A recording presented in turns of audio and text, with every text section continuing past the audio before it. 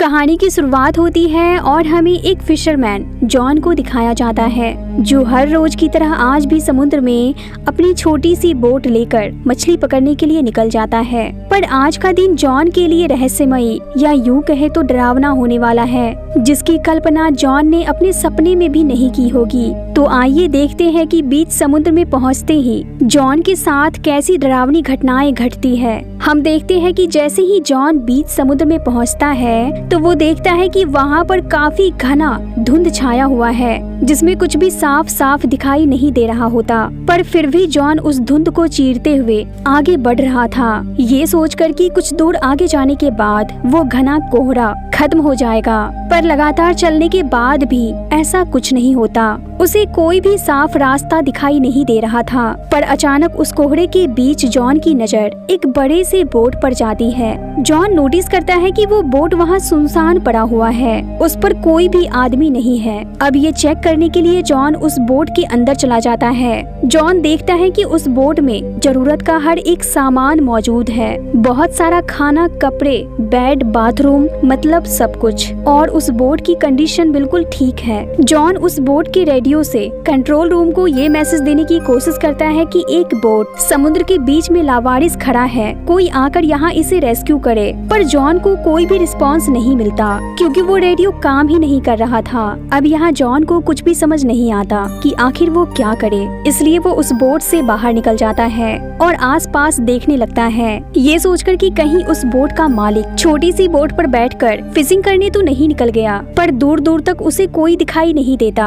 अब John decide करता है कि वो अपनी बोट में बैठकर यहाँ से निकल जाएगा। ये सोचकर जॉन जैसे ही ऊपर आता है वो देखता है कि उसका बोट वहाँ से गायब हो चुका है। ये देखकर जॉन हैरान हो जाता है, क्योंकि उस बोट पर चढ़ने से पहले उसने अपने बोट को अच्छी तरह से उस बोट से बांध दिया था। जॉन बहुत कोशिश करता है अपनी बोट को ढूंढने की, पर उसे अपना बोट दूर दूर तक कहीं नहीं दिखता। यहाँ जॉन एक और चीज देखकर हैरान हो जाता है, वो ये कि जिस कोहरे के चलते उसे अपने आसपास की चीज साफ साफ दिखाई नहीं दे रही थी, वो कोहरा अचानक वहाँ से गायब हो जाता है। अब जॉन के पास कोई दूसरा रास्ता नहीं था उस बोट से बाहर निकलने का, इसलिए जॉन अब उस बोट में रखे मैप को देखता है, फिर निशान लगाता है उस रास्ते पर जिस पर चलकर वो जल्द से जल्द अपने घर पहुंच सकता था। पर यहाँ जॉन के सामने एक और दिक्कत आ जाती है। दरअसल उस बोट का इंजन खराब होता है, मगर यहाँ जॉन रुकता नहीं, वो उस बोट के इंजन को ठीक करने में लग जाता है, क्योंकि उसे पता था कि अगर उसे यहाँ से जिंदा वापस निकलना है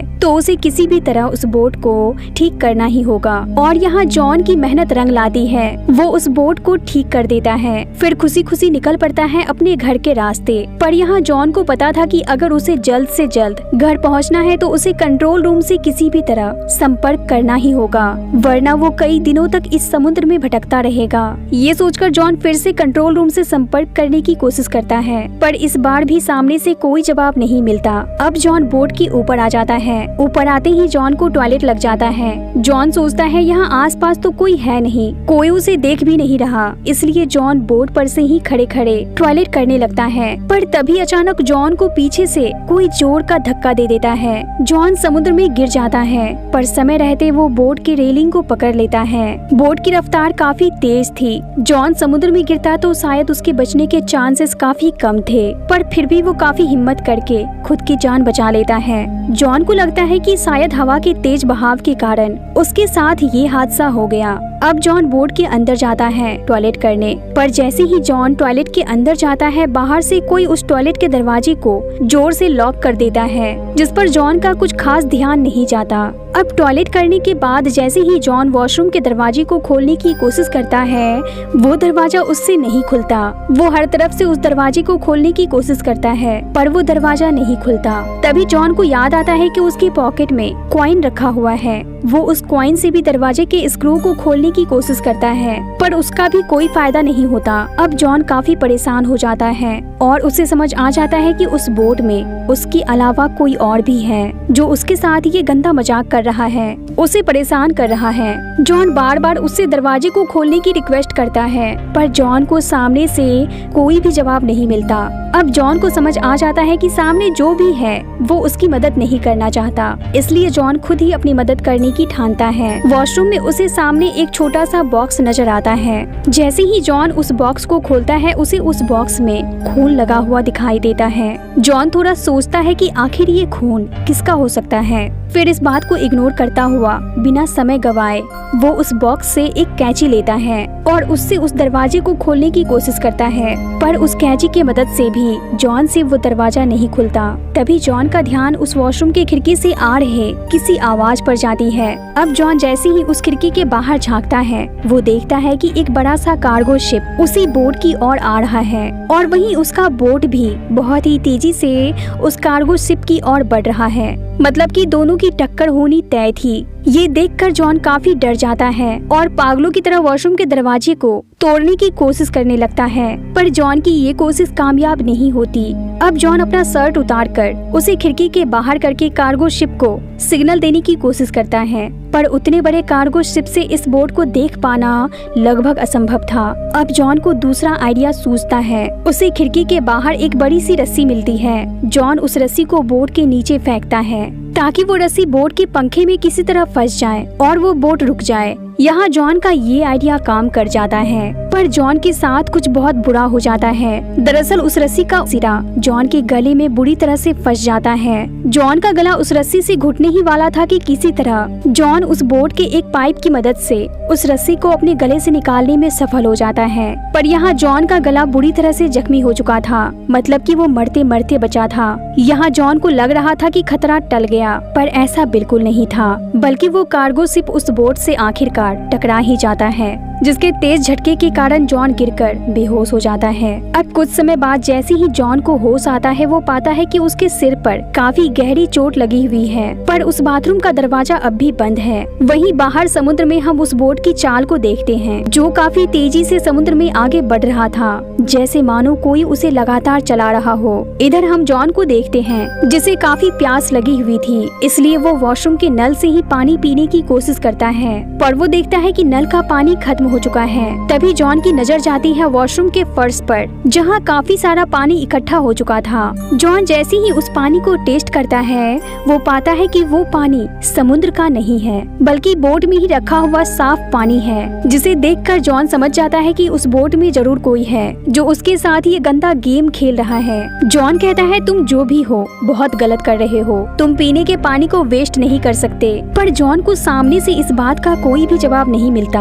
अब जॉन थक हार कर बाथरूम में ही बैठ जाता है, पर थोड़ी देर बाद जॉन नोटिस करता है कि बाथरूम में पानी लगातार बढ़ रहा है। इस बात पर उसे थोड़ा शक होता है, इसलिए वो जल्दी से उस पानी को उठाकर टेस्ट करता है। यहाँ जॉन को पता चलता है कि वो पानी तो समुद्र का है, मतलब कि अब उस बोट में कोई होल हो चुका है, जिसके द्वारा समुद्र का नमकीन पानी लगातार बोट में भर रहा है। ये देखकर जॉन फिर से बाथरूम के दरवाजे को जोर जोर से मारकर खोलने की कोशिश करने लगता है, पर इस बार भी कोई फायदा नहीं होता। अब जॉन बाथरूम में मिले एक डब्बे से वहाँ के पानी को निकालकर खिड़की से बाहर फेंकने लगता है। ये करते करते जॉन को शाम हो जाती है और तभी हम देखते हैं कि समुद्र में सामने से एक भयानक तूफान आ रहा है, और वहीं हम बोट के ऊपर देखते हैं, जहाँ बोट को कोई लगातार चलाते हुए उस तूफान की ओर ले जा रहा था, पर वो दिखाई नहीं दे रहा था। मतलब कि जॉन को सच में किसी ने उस बोट में कैद कर लिया था। अब बोट के उस भयानक तूफान से टकराते ही जॉन को एक जोरदार झटका लगता है। जॉन को काफी चोट आती है और वो बोट भी बुरी तरह से डैमेज हो जाता है।